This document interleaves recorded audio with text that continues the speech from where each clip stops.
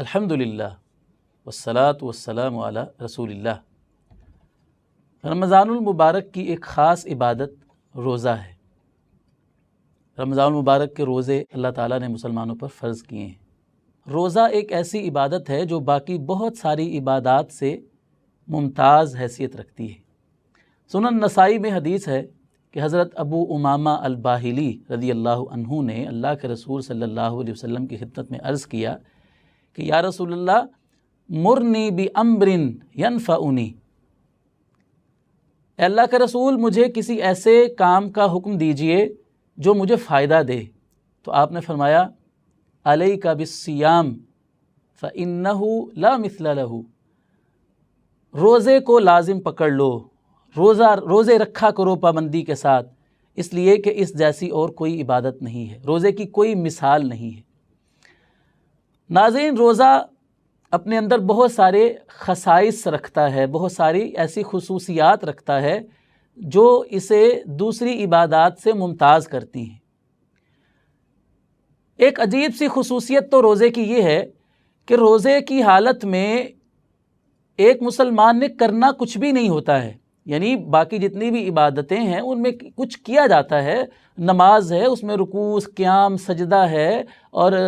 زبان سے ذکر الہی کیا جاتا ہے، قرآن کی تلاوت کی جاتی ہے۔ باقی جتنی بھی عبادات ہیں، زکوٰۃ ہے اس میں مال کو خرچ کیا جاتا ہے، حج عمرہ ہے اس کے باقاعدہ ارکان ہیں جو ادا کیے جاتے ہیں، جہاد فی سبیل اللہ ہے، وغیرہ وغیرہ، جتنے بھی عبادات ہیں جتنی بھی،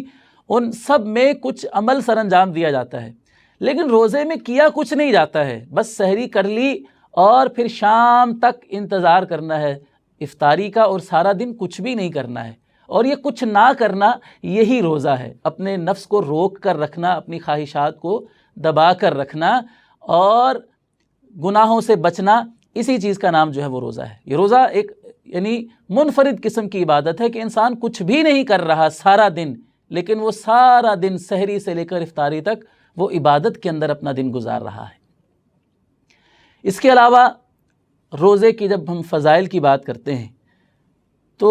احادیث مبارکہ میں روزے کے وہ فضائل بیان ہوئے ہیں کہ جو روزے کے علاوہ کسی اور عبادت کے، کسی اور عمل کے بارے میں وہ فضائل ثابت نہیں ہیں۔ مثال کے طور پر روزے کے بارے میں جب ہم اجر کی بات کرتے ہیں، باقی جتنے بھی اعمال ہیں ان کا اجر، ایک نیکی کا اجر 10 نیکیوں تک عطا کیا جاتا ہے اللہ کی طرف سے، اور اس کو بڑھا کر اللہ تعالیٰ 700 گنا تک بھی عطا فرماتے ہیں بندے کے اخلاص اور اس کے عمل کی بنیاد پر۔ لیکن جب باری آتی ہے روزے کی تو اللہ سبحانہ و تعالیٰ فرماتے ہیں، حدیث قدسی کے الفاظ ہیں کہ الصوم لی وانا اجزی بہ، کہ فرشتوں روزہ میرے لیے ہے اور اس کا اجر میں ہی عطا کروں گا۔ گویا کہ روزے کا اجر جو ہے وہ ان لمیٹڈ اور غیر محدود ہے جو اللہ سبحانہ و تعالیٰ نے بندے کو عطا فرمانا ہے۔ اسی طرح روزے کے فضائل میں سے ایک خاص فضیلت روزے کی یہ ہے کہ روزے دار جب روزے کی حالت میں اس کے معدے کے خالی رہنے کی وجہ سے اس کے منہ سے بو آتی ہے، تو حدیث میں آتا ہے کہ وہ منہ سے آنے والی بو جو روزے کی دار کی ہوتی ہے وہ اللہ تعالیٰ کو کستوری سے بھی زیادہ اچھی لگتی ہے۔ روزے دار اللہ کا محبوب بندہ ہوتا ہے کہ اس کے منہ سے آنے والی بو بھی اللہ کو پسند ہے۔ اسی طرح روزے کی ایک اور فضیلت یہ ہے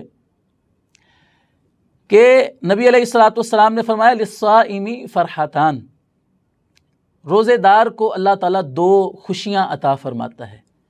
ایک خوشی دنیا کے اندر اور ایک خوشی آخرت میں۔ دنیا میں اسے خوشی ہوتی ہے جب وہ روزہ افطار کرتا ہے،